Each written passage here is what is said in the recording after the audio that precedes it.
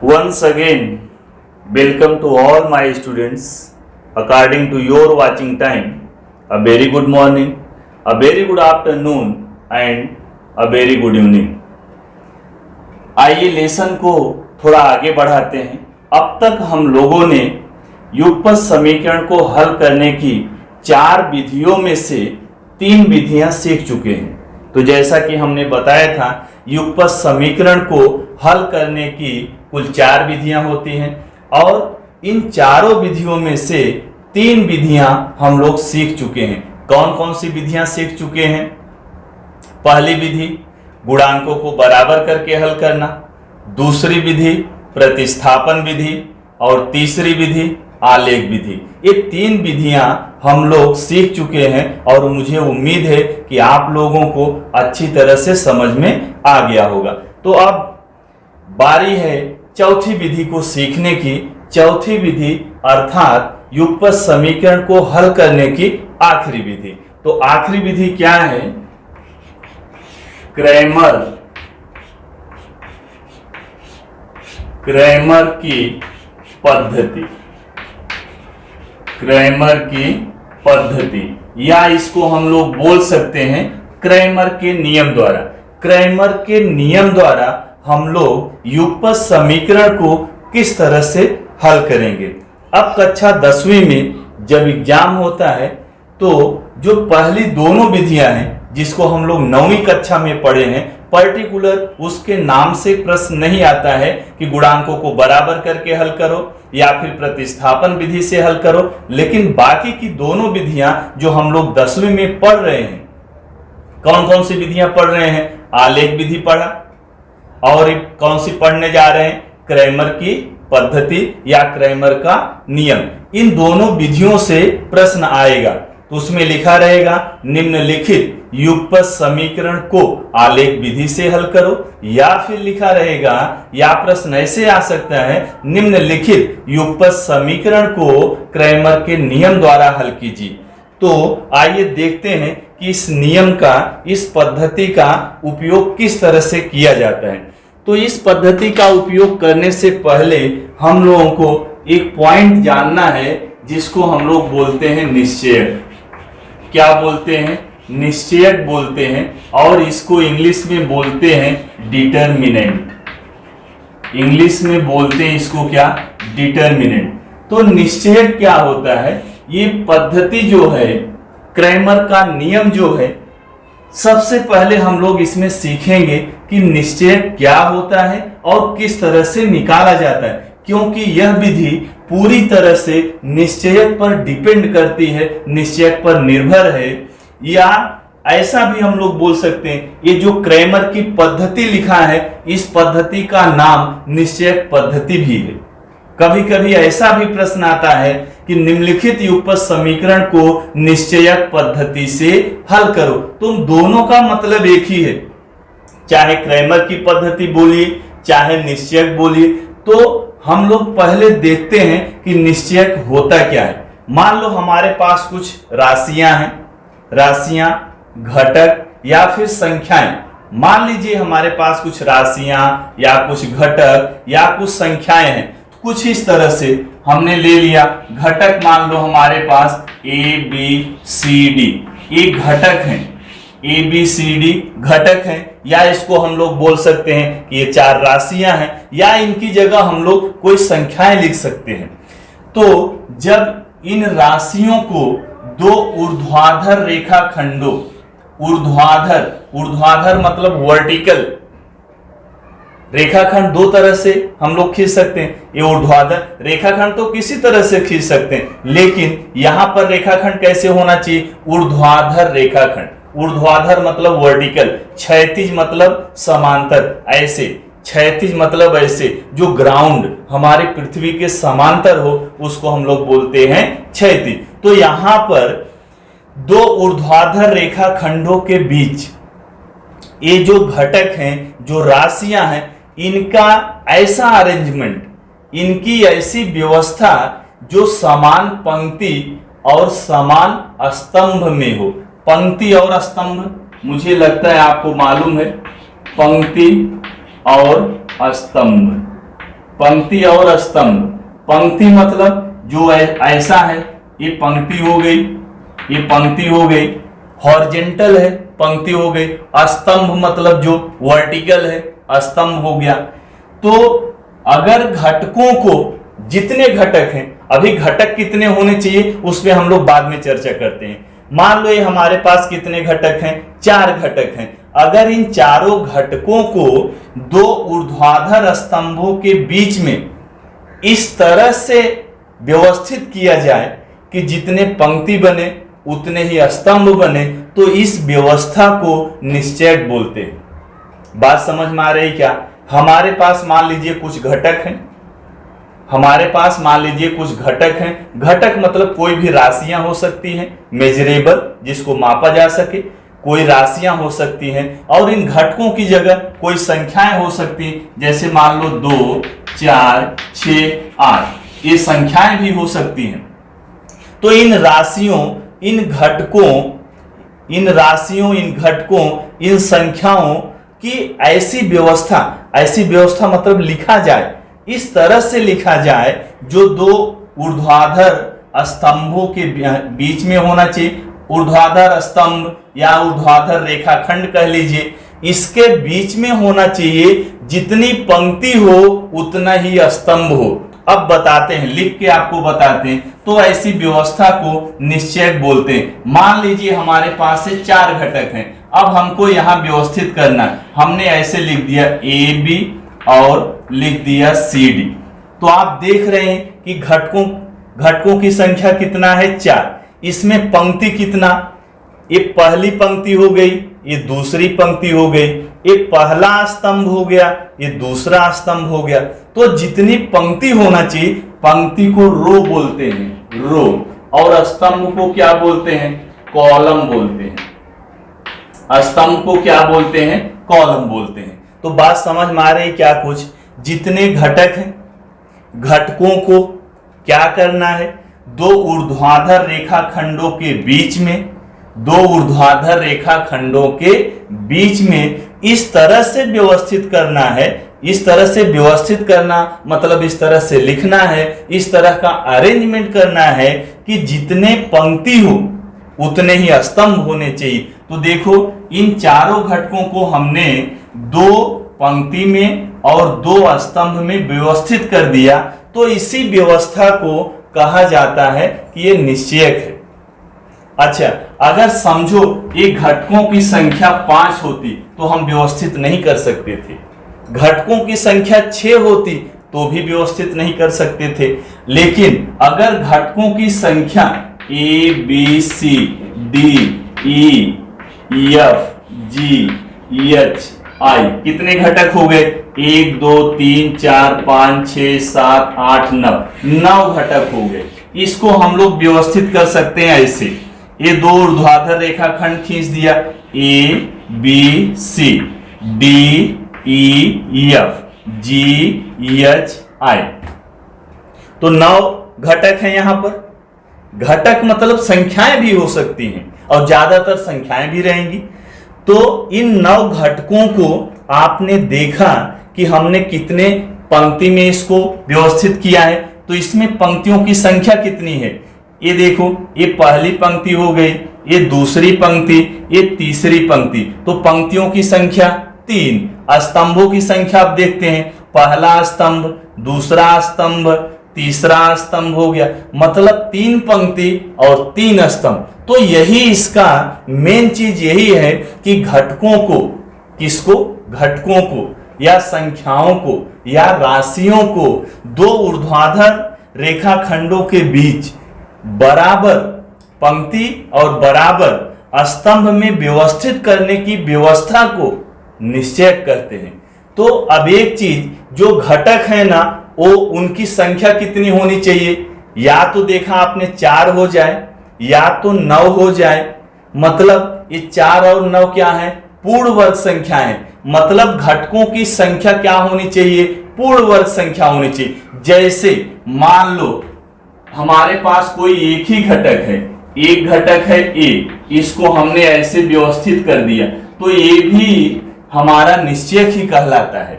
अब निश्चयक क्यों कहलाता है? दो ऊर्ध्वाधर स्तंभ के बीच में है और इसमें देखो जितनी पंक्ति है ना उतने ही घटक हैं। पंक्ति कितना है? एक ही पंक्ति में लिखा है। घटक एक ही स्तंभ एक ही स्तंभ में लिखा है। अच्छा, तो ये जो पंक्तियों की संख्या, स्तंभों की संख्या, उसका क्या इफेक्ट होता है? ये जो हमारा निश्चयक है ना, इसमें दो पंक्ति और दो स्तंभ है। कितने पंक्ति कितने स्तंभ? दो पंक्ति दो स्तंभ। तो बोलते हैं यह निश्चयक जो है इसकी घात को इंग्लिश में बोलते हैं ऑर्डर। इस निश्चयक का ऑर्डर कितना है? 2। अच्छा, इस निश्चयक का ऑर्डर बताओ कितना हो जाएगा? ऑर्डर मतलब घात कितना हो जाएगी? इसकी घात 3। 3 क्यों होगी? 3 पंक्ति है, 1 2 3, 3 पंक्ति, स्तंभ कितने? 3। तो इसकी घात, इस निश्चयक की घात कितना है? 3 है। लेकिन हमको 10वीं में वही निश्चयक पढ़ना है जिसकी घात 2 हो। तो मतलब अब अगर आपको परिभाषित करना है किसको? निश्चयक को, तो क्या हम लोग परिभाषित कर सकते हैं? क्या परिभाषा आप लिख सकते हो? क्या राशियों, किसको किसको इसमें लिखा? ये राशियां जो हैं, राशियों, या क्या हम लोग बोल सकते हैं घटकों, या फिर क्या बोल सकते हैं संख्याओं। इनकी ही व्यवस्था करना, इनको ही लिखना है। अच्छा, ये जो घटक हैं, राशियां हैं, संख्याएं हैं, ये क्या होना चाहिए? इनकी संख्या जो है पूर्ण वर्ग संख्या होनी चाहिए। जैसे यहां पर 1 2 3 4, घटकों की संख्या कितनी? 4। 4 क्या है? पूर्ण वर्ग संख्या है। अच्छा, कैसे समझोगे पूर्ण वर्ग संख्या है? पूर्ण वर्ग संख्या क्या होती है? जिसका वर्गमूल निकाल सकते हैं। तो यहां पर 4 घटक मतलब घटकों की संख्या, पूर्ण वर्ग संख्या 4। 9 के बाद कितना हो सकता है? 16 के बाद कितना हो सकता है? 25। जब इस तरह से घटकों की संख्या अगर पूर्ण वर्ग संख्या होगी तभी हम लोग समान पंक्ति और समान स्तंभ में व्यवस्थित कर सकते हैं। तो इस व्यवस्था को निश्चयक बोलते हैं। तो आइए इसकी हम लोग परिभाषा जरा लिखते हैं। राशियों या घटकों या संख्याओं जिनकी संख्या पूर्ण वर्ग संख्या हो, जिनकी संख्या क्या हो? पूर्ण वर्ग संख्या हो। बात समझ में आई क्या? राशियों की संख्या या घटकों की संख्या या संख्याओं की संख्या क्या होनी चाहिए? पूर्ण वर्ग संख्या। जैसे मान लो इधर कितना? 1 2 3 4, 4 संख्याएं हैं। कितनी संख्याएं? संख्याओं की संख्या कितनी है? 4। तो 4 पूर्ण वर्ग संख्या है। मान लो ये ऐसे हम 9 संख्याएं लिख देते तो 9 क्या है? पूर्ण वर्ग संख्या है। तो राशियों, घटकों, संख्याओं जिनकी संख्या क्या हो? पूर्ण वर्ग संख्या हो, को मतलब घटकों को, संख्याओं को, राशियों को क्या किया जाए? को 2 ऊर्ध्वाधर समझते हैं ना? वर्टिकल, जो ऐसे 2 ऊर्ध्वाधर रेखा खंडों के बीच, 2 ऊर्ध्वाधर रेखा खंडों के बीच व्यवस्थित, 2 ऊर्ध्वाधर रेखा खंडों के बीच व्यवस्थित करने की व्यवस्था मतलब अरेंजमेंट होता है, करने की व्यवस्था को निश्चयक कहते हैं। क्या कहते हैं? निश्चयक कहते हैं। क्या कहते हैं? निश्चयक कहते हैं। चलिए, मुझे लगता है परिभाषा समझ में आ गई। एक बार और हम लोग समझते हैं। ये जो राशियां हैं, जो घटक हैं, जो संख्याएं हैं, कितनी संख्या होनी चाहिए? उतनी ही होनी चाहिए जो पूर्ण वर्ग संख्या हो। जैसे इधर कितनी संख्याएं हैं? 1 2 3 4, तो 4 पूर्ण वर्ग संख्या है। 9 संख्याएं हो सकती हैं, 16 संख्याएं हो सकती हैं, 25 संख्याएं हो सकती हैं। अगर इनको, जैसे मान लो हमारे पास उदाहरण, कैसे लिखेंगे इसको? घटक को अब परिभाषा के हिसाब से कैसे, दो ऊर्ध्वाधर स्तंभ के बीच, दो ऊर्ध्वाधर रेखा खंडों के बीच में लिखते हैं। जैसे मान लो यहां लिख दिया ए बी सी डी, तो यह एक निश्चयक है। क्या है? निश्चयक है, जिसकी घात कितना है? 2 है। इस निश्चयक की घात कितना है? 2 है। अच्छा, निश्चयक की घात 3 घात वाला भी निश्चयक पढ़ना है, लेकिन अभी नहीं, 10वीं में नहीं, आगे 11वीं में जाएंगे तो उसमें हम लोग पढ़ेंगे। तो चलिए, ये निश्चयक हो गया जिसकी घात 2 है, या इसको ऐसे हम लोग लिख सकते हैं। चलो संख्या ले लिया, यहां 2 ले लिया, 5 ले लिया, 7 ले लिया, 6 ले लिया, ये भी निश्चयक है। निश्चयक क्यों है? दो ऊर्ध्वाधर रेखा खंडों के बीच में ये जो संख्याओं की व्यवस्था है, 2 पंक्ति और 2 स्तंभ के बीच में लिखा है, अतः यह भी एक निश्चयक है। तो वीडियो को थोड़ा पॉज करके ये आप परिभाषा लिख लीजिए। चलिए अब देखते हैं हम लोग निश्चयक का हल। ये जो निश्चयक तो हमको समझ में आ गया। निश्चयक मतलब क्या?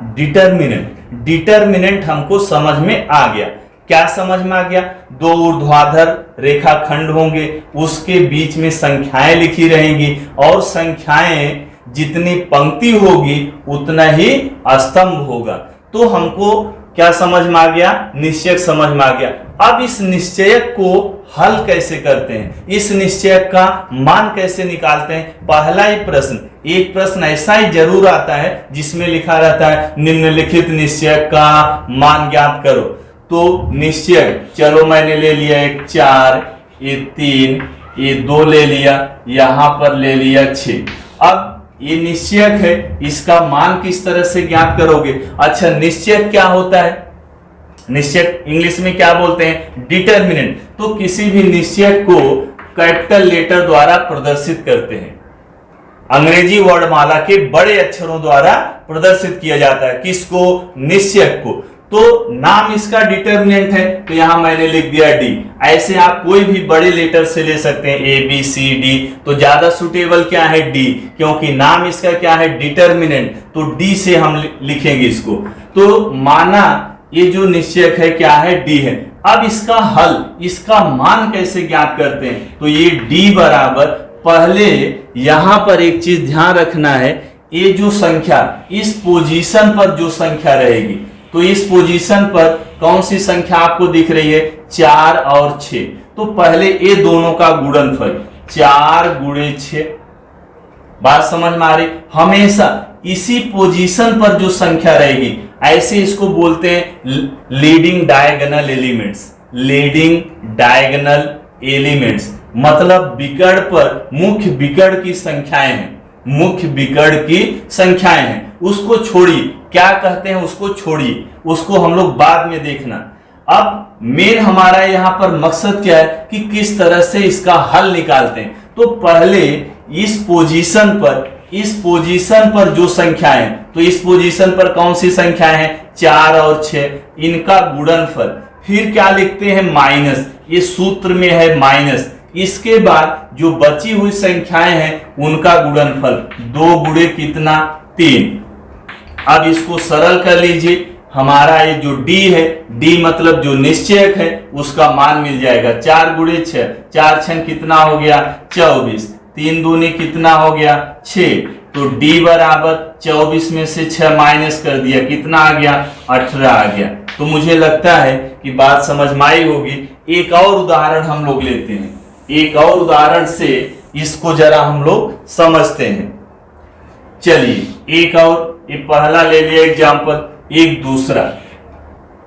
डिटर्मिनेंट किस तरह से निकालते हैं वो हम लोग सीख रहे हैं, मतलब निश्चयक का हल सीख रहे हैं, निश्चयक को किस तरह से हल किया जाएगा, क्योंकि बहुत इंपॉर्टेंट है यही, इसी पर, निश्चयक के हल पर ही पूरा ये डिपेंड करता है, पूरा निर्भर करता है। ये आपको आ गया तो इसमें ज्यादा कुछ भी प्रॉब्लम नहीं। तो चलिए एक दूसरा उदाहरण लेते हैं। मान लीजिए लिखा है ये 3 है, ये 4 है, यहाँ -2 है, यहाँ पर लिख दिया 2 लिख दिया। अब इसका मान ज्ञात करना है। मान लिया है डिटरमिनेंट डी से डिनोट कर रहे हैं, डी से डिनोट कर रहे हैं मतलब डी से प्रदर्शित कर रहे हैं। तो इसको किस तरह से हल करेंगे, मान किस तरह से निकालेंगे? तो पहले आपको मालूम है कि ये जो संख्या इस पोजीशन पर, इस स्थान पर जो संख्याएं रहेंगी, पहले हमको उनका गुणनफल निकालना है। आपको ऐसे बनाने की जरूरत नहीं है, ये तो मैं आपको इंडिकेट कर रहा हूं कि इसी स्थान की संख्याओं का गुणनफल पहले ज्ञात करना है। तो कौन कौन सी संख्या है? 3 गुणे 2, 3 गुणे 2 या 2 गुणे 3 लिख सकते हैं, -4 गुणे -2, 4 गुणे, इसको ऐसे कोष्टक में लिखेंगे क्योंकि 2 चिन्ह आ रहा है, कोष्टक में हो गया।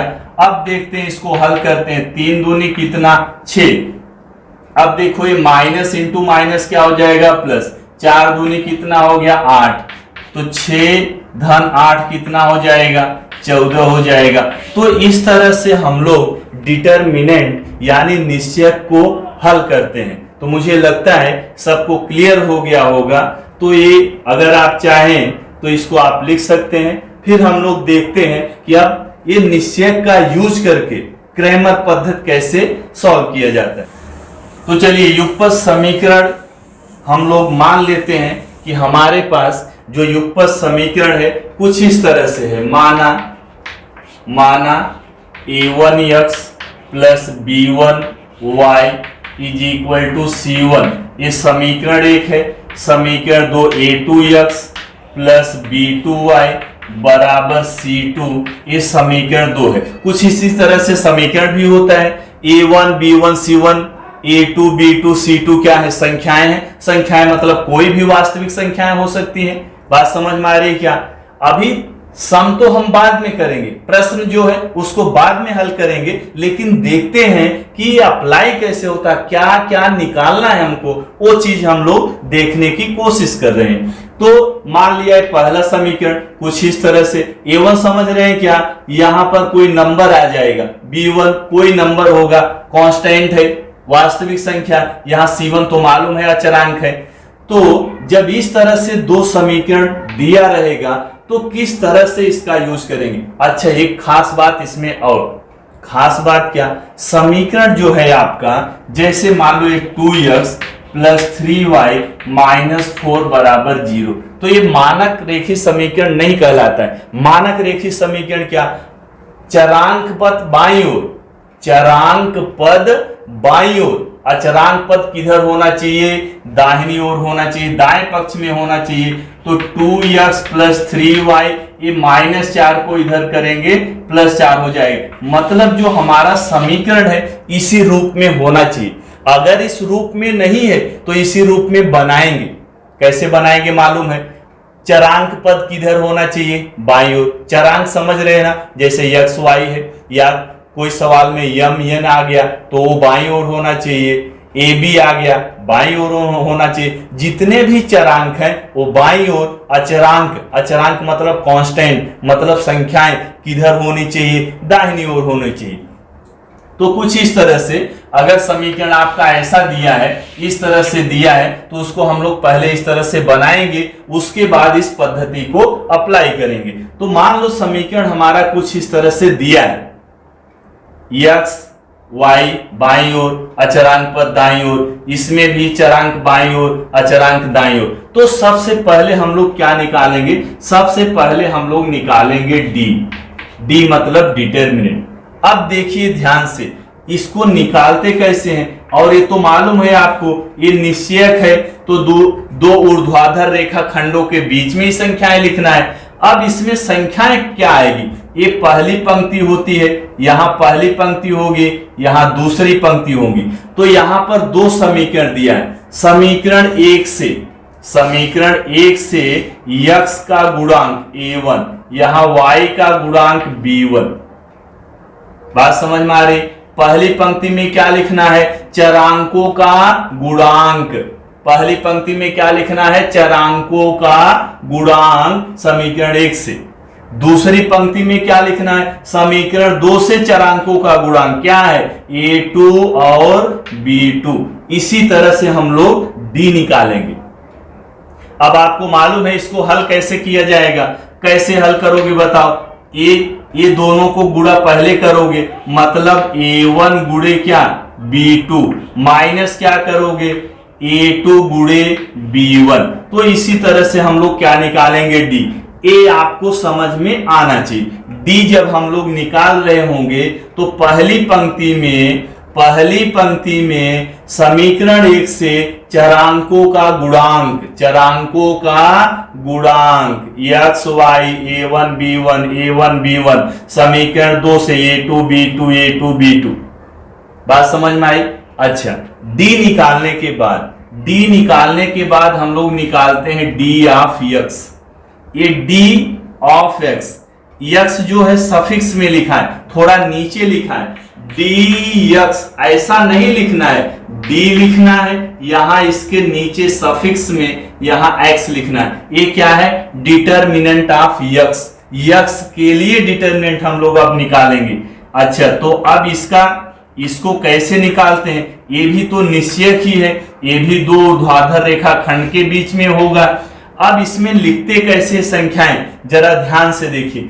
जब हम d ऑफ x निकालेंगे, क्या निकालेंगे d ऑफ x, तो x का जो गुणांक है इसको लिखना नहीं है, x के गुणांक को नहीं लिखना है। अच्छा, x का गुणांक आपने देखो जरा कहां लिखा है, पहले स्तंभ में लिखा है, यहां लिखा है ना।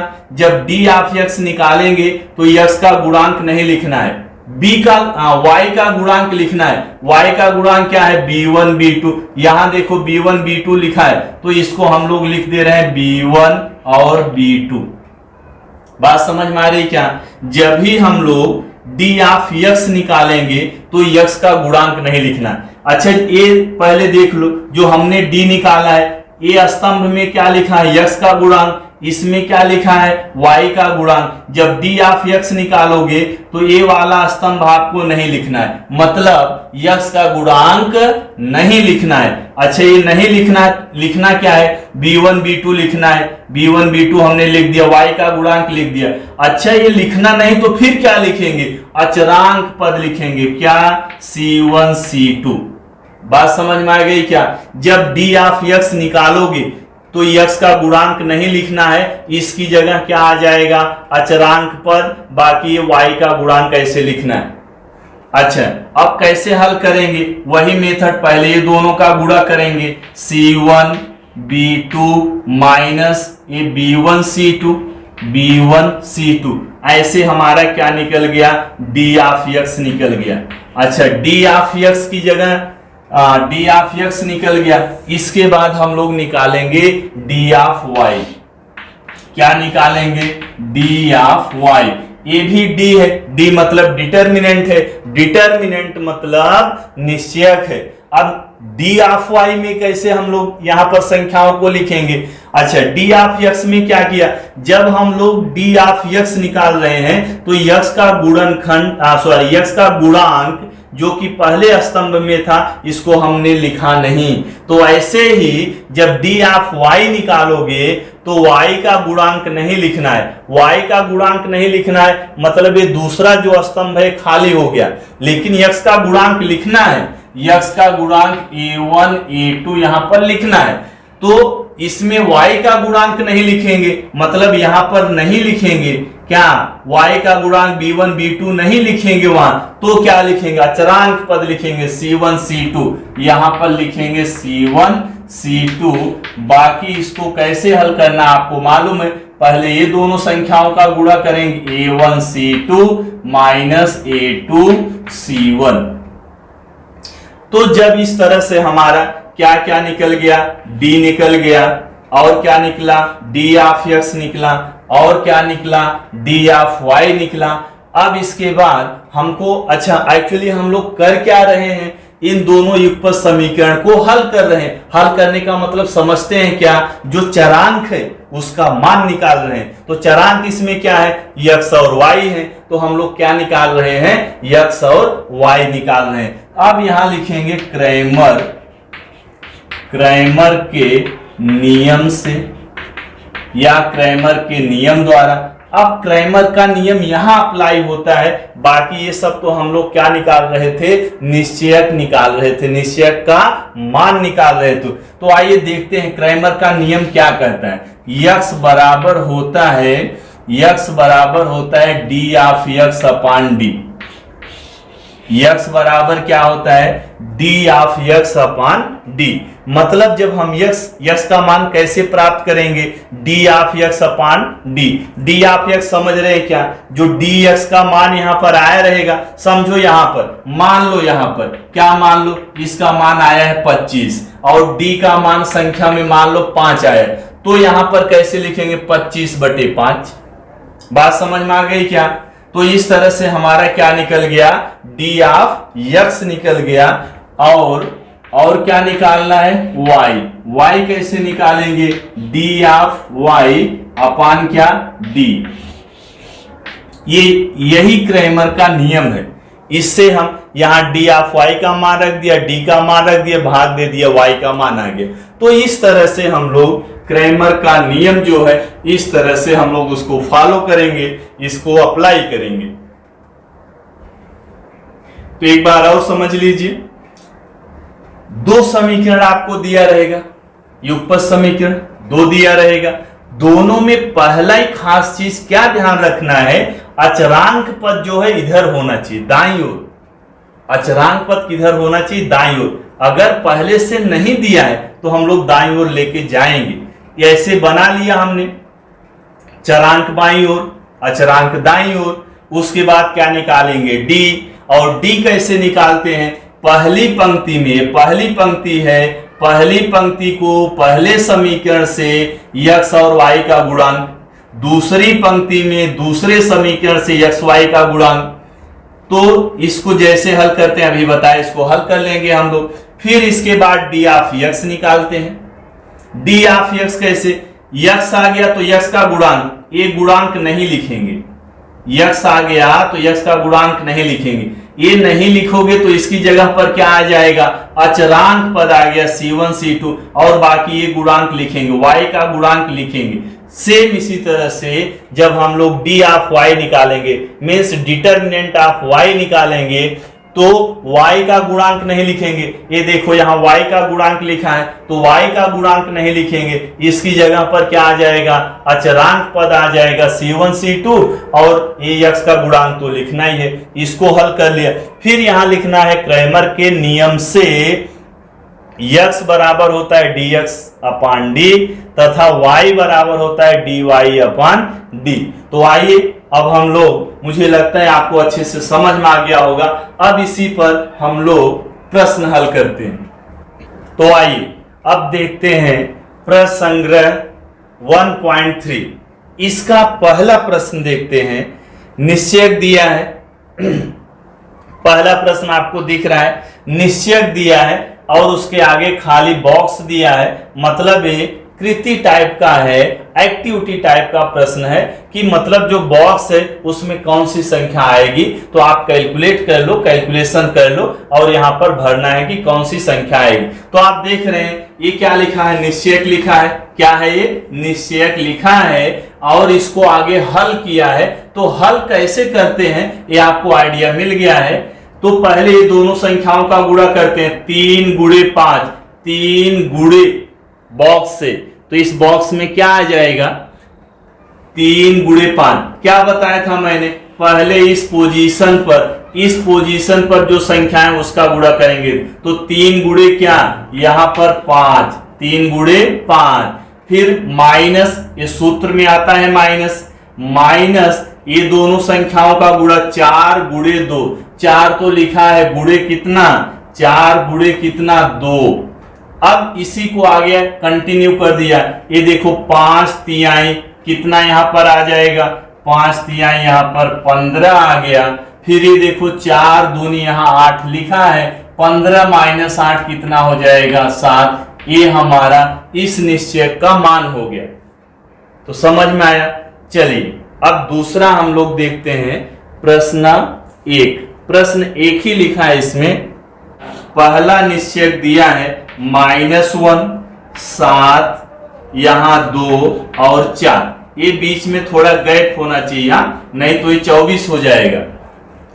अब इसका मान ज्ञात करना है। क्या लिखा है? निम्नलिखित निश्चयकों का मान ज्ञात करो। बहुत सारे निश्चयक दिए हैं तो उनका मान ज्ञात करना। चलिए इसका मान कैसे ज्ञात करेंगे? तो यहां लिख दो बराबर, यहां लिख दो, या आप यहां कंटिन्यू शुरू कर सकते हैं, या इसको ऐसे माना यह निश्चय क्या है? डी है।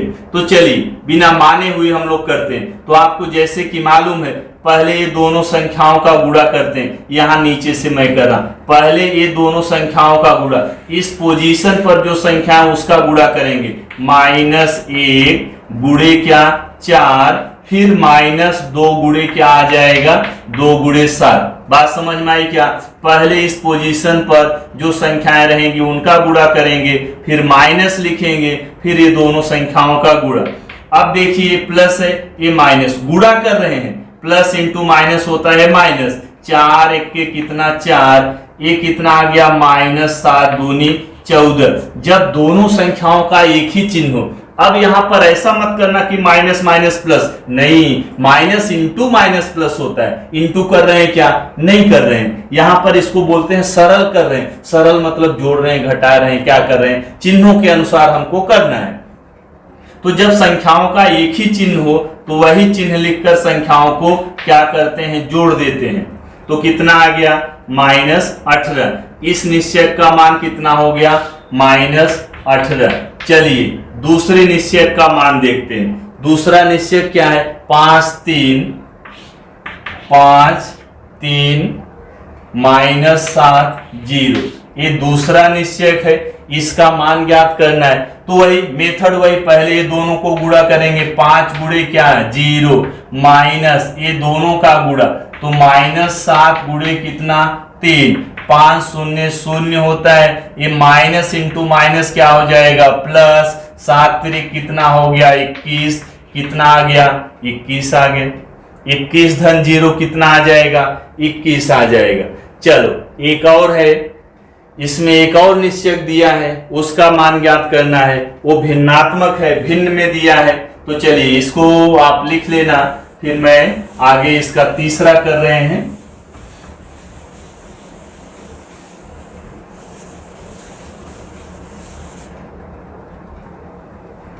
इसका तीसरा क्या दिया है निश्चय? यहां प्रश्न आपका आता रहेगा, आप प्रश्न अपना वहां से नोट करते रहो।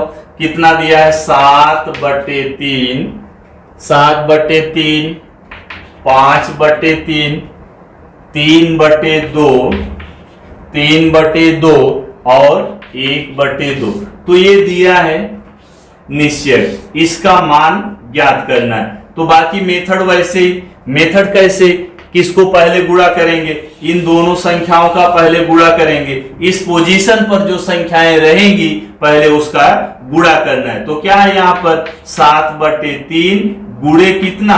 1/2, माइनस ये दोनों का गुणा 3/2 गुणे कितना? 5/3। तो आइए ये देखते हैं, दो भिन्नों का गुणा है, दो भिन्नों का गुणा है। और भिन्नों का गुणा हम किस तरह से करते हैं? अंश का अंश से, हर का हर से। तो 7 एक के कितना? 7, 3 दूनी 6, माइनस 3 पचे 15 बटे 2 तिहाई 6। अब देखो ये दो भिन्नों का घटाना है, एक भिन्न में से दूसरे भिन्न को घटाना है। भिन्नों को तभी जोड़ घटा पाते हैं जब उनका हर बराबर होता है। और हर तो आप देख रहे हो पहले से बराबर है, तो कितना आ जाएगा? यही हर लिखेंगे 6। 7 माइनस क्या? 15। 7 माइनस 15।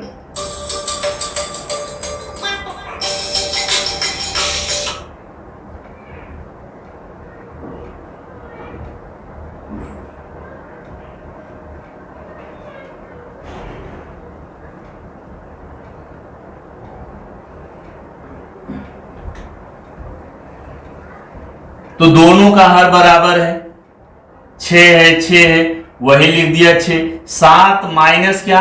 15। अब बताओ 7 माइनस 15, 7 में से 15 घटेगा? 7 में से 15 घटा सकते हैं क्या? नहीं। तो बड़ी संख्या का चिन्ह लगा दो, -15 में से 7 घटा दो, कितना आ गया? -8।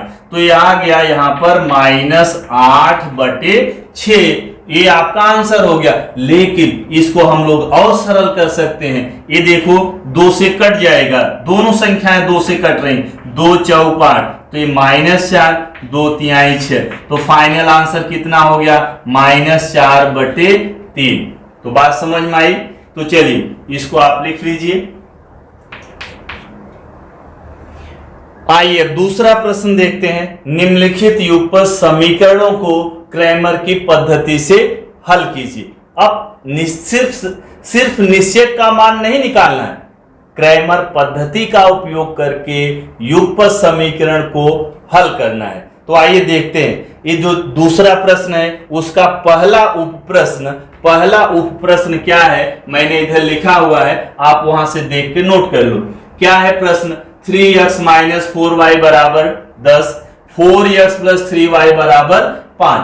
तो अब यहां पर आप देख रहे हैं 2 समीकरण दिया है, एक को समीकरण 1, दूसरे को समीकरण 2 लिख लेते हैं। चलो ये हो गया 3x - 4y = कितना? 10। ये 3x - 4y = 10, ये हो गया समीकरण 1। दूसरा समीकरण 4x + 3y = कितना? 5, ये हो गया समीकरण 2। एक चीज जब भी क्रैमर का उपयोग करेंगे तो एक चीज ध्यान में होना चाहिए कि जो अचरांक पद है वो दाहिनी ओर, चरांक पद बाईं ओर। तो फिलहाल इसमें देखो दाईं ओर चरांक पद 10 है, चरांक पद इधर भी दाईं ओर है, तो हमको कुछ करना नहीं पड़ा। इसको समीकरण 1, इसको समीकरण 2 मान लिया। अब इसके बाद क्या बताया था? आप क्या निकालोगे? डी। क्या निकालते हैं? डी निकालते हैं। और डी कैसे निकालते हैं? पहली पंक्ति में, ये आपकी पहली पंक्ति है, पहली पंक्ति में पहले समीकरण से चरांकों का गुणनखंड। तो चरांक यहां पर क्या है? x y। तो x का गुणांक क्या है? 3, y का गुणांक क्या है? 4, लेकिन 4 नहीं गुणांक है, क्या है? -4। गलती यही होती है। तो ये ध्यान रखना, प्लस तो लिखना नहीं होता, प्लस तो कंसीडर कर लिया जाता है, लेकिन हमको माइनस लिखना होता है। तो y का गुणांक है -4। ये पहली पंक्ति में जब हम d निकालेंगे, पहली पंक्ति में पहले समीकरण से चरांकों का गुणांक, दूसरी पंक्ति में, दूसरी मतलब यहां इस दूसरी पंक्ति में क्या लिखेंगे? समीकरण 2 से चरांकों का गुणांक क्या है? 4 और क्या है? 3। तो ये हमारा हो गया डी। अब इसको हम लोग हल कर लेंगे। डी मतलब देखो निश्चयक मिल गया ना, जैसे अभी हम लोग कर रहे थे, सेम वैसे ही हल करना है। पहले ये दोनों का गुणा करना है, 3 × 3 माइनस ये दोनों का गुणा करना है 4 × ये माइनस में है तो इसको ऐसे कोष्टक में कर दिया। तो चलिए d बराबर क्या है? 3 × 9 माइनस इंटू माइनस प्लस 4 × 16। तो d का मान कितना आ गया? 16। सॉरी, d का मान 16 + 9 कितना? 25 आ गया। तो d का मान हमको मिल गया, d का मान मिल गया। अच्छा, d निकालने के बाद क्या बताया था, क्या आपको निकालना है? d ऑफ x निकालना है। तो चलो d ऑफ x निकालते हैं। और ये भी आपको याद होगा, जब हम d ऑफ x निकालते हैं तो ये जो x का गुणांक है, यहीं से देखेंगे d से, ये जो x का गुणांक है इसको नहीं लिखेंगे, y का गुणांक लिखेंगे। अच्छा, जो लिखेंगे उसको पहले लिख लेते हैं, -4 और क्या 3। ये y का गुणांक इसमें लिखना है तो उसको लिख लिया। क्या नहीं लिखना है? x का गुणांक। अच्छा, x का गुणांक नहीं लिखना है तो इसकी जगह क्या लिखना है? अचरांक पद। ये देखो अचरांक पद क्या है? 10 और 5। चलिए इसको भी हल कर लेते हैं। d ऑफ x, ये दोनों का पहले गुणा करेंगे, 10 × 3 -5 × -4। तो इसको ब्रैकेट में लिख देंगे। 10 तिहाई कितना हो गया? 30। ये माइनस इंटू माइनस प्लस, 5 चौक कितना? 20। जोड़ दिया कितना आया? 50। तो d ऑफ x का मान कितना आ गया? 50 आ गया। अच्छा, तो फिर इसके बाद अब क्या निकालोगे? D of Y.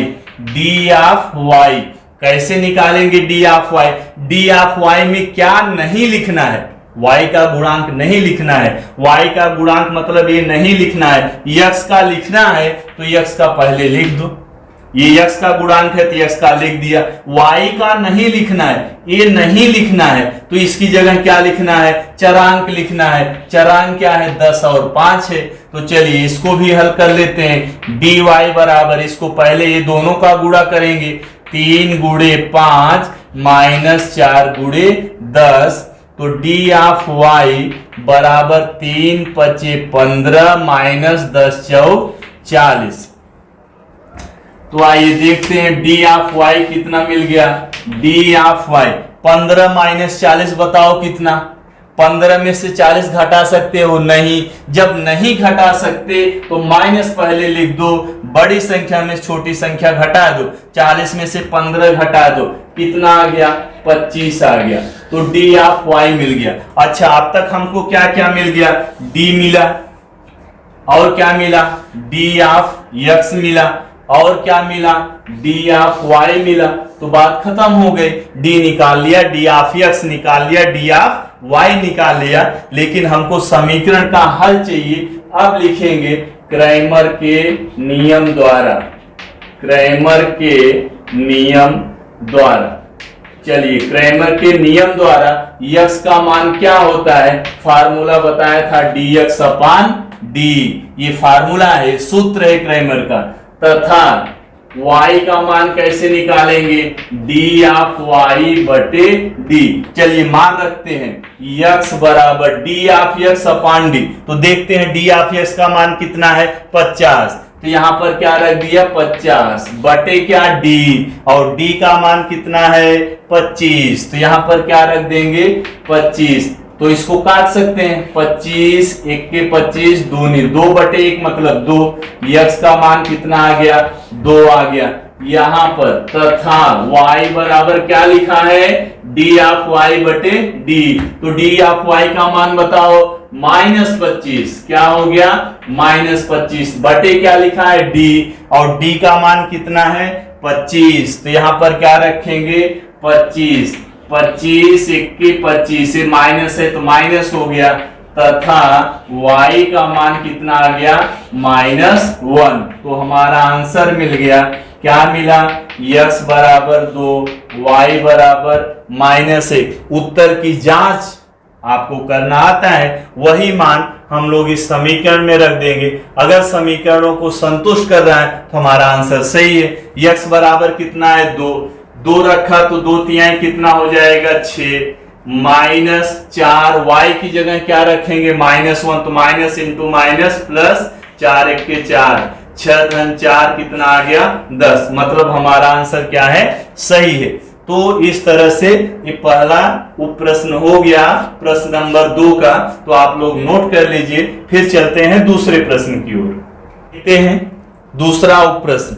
जो प्रश्न नंबर 2 है ना, उसका एक हम लोगों ने कर लिया, फिर दूसरा हम लोग देख रहे हैं। तो दूसरा प्रश्न क्या है? 4x धन 3y माइनस 4 बराबर 0। तो इसमें आप एक चीज देख रहे हैं कि ये जो अचरांक पद है ना, ये बाईं ओर ही है।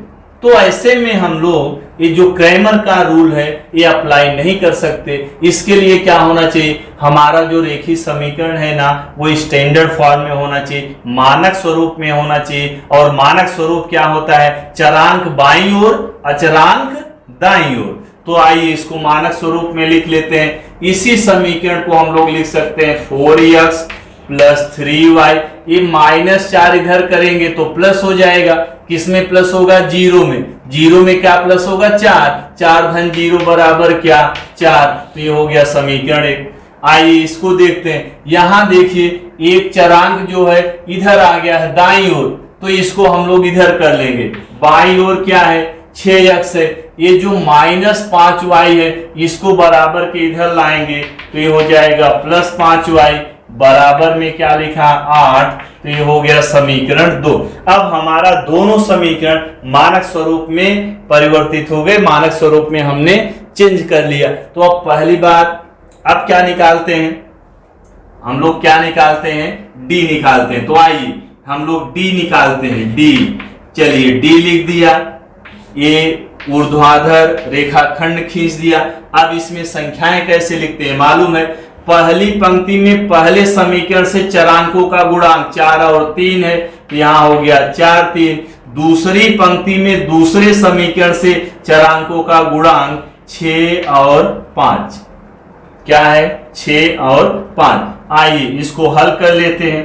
तो हल करेंगे, पहले ये दोनों का गुणा करेंगे, 4 गुणे 5 माइनस 6 गुणे कितना 3, तो ये 4 पंचे कितना हो गया 20, 6 तिरिक कितना हो गया 18, 20 माइनस 18 कितना 2, किसका मान आ गया, डी का मान। चलो डी का मान मिल गया, कितना मिला 2।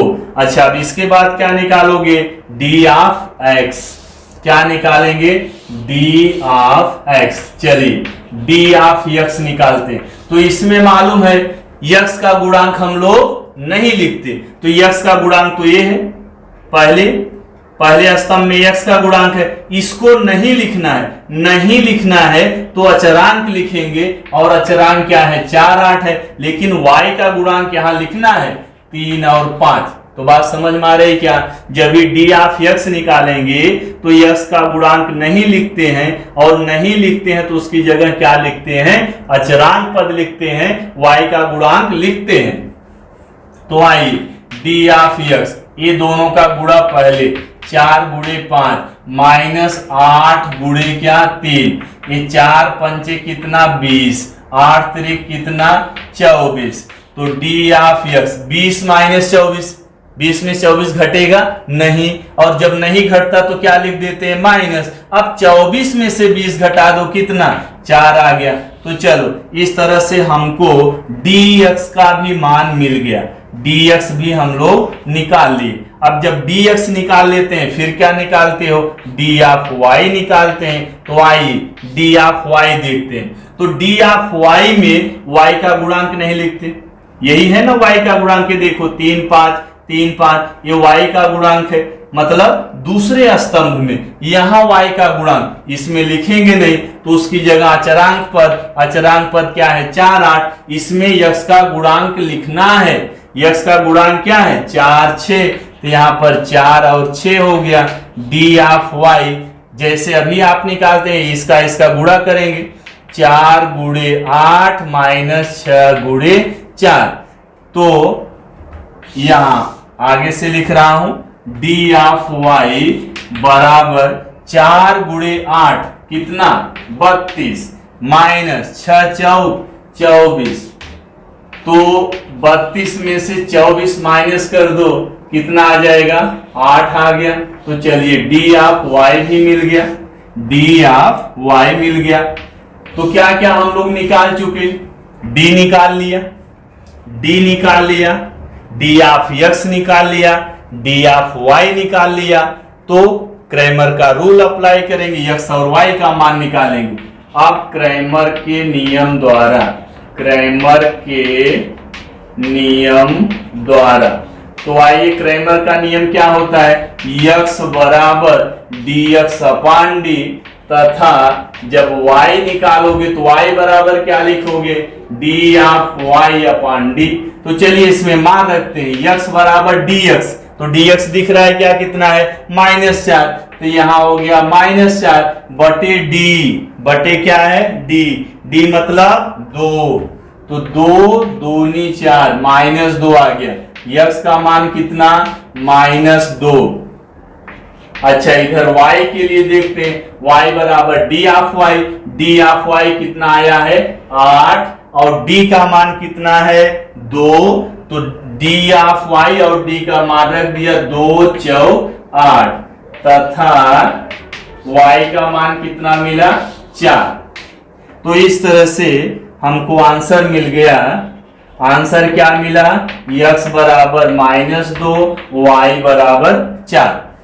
तो अब आंसर हम लोग चेक कर लेते हैं, इसमें मान रख करके 4 गुणे x है, क्या है 4 गुणे x मतलब -2 प्लस 3y, ये देखो plus 3y plus 3y, y का मान कितना 4, और क्या है -4। इसमें जो समीकरण दिया था इसमें रख रहा हूं, इसमें भी रख सकते हो, इसी से तो हमने इसको प्राप्त किया है, तो किसी में भी रख दो। तो माइनस क्या है 4, -4 बराबर क्या आना चाहिए 0, और इसमें अगर रखते तो बराबर क्या आना चाहिए था 4। तो चलिए 4 दूनी 8, -8 हो गए, प्लस है ये minus, plus into minus minus, 4 दूनी 8, फिर प्लस 4 तिहाई, ये प्लस है 4 तिहाई 12, ये माइनस कितना है 4, ये देखो ये -8 है -4 -12। अरे समान चिन्हों वाले संख्याओं को वही चिन्ह लिखकर जोड़ देते हैं, तो -8 -4 माइनस क्या हो जाएगा 12, और ये +12 -12 क्या आएगा 0।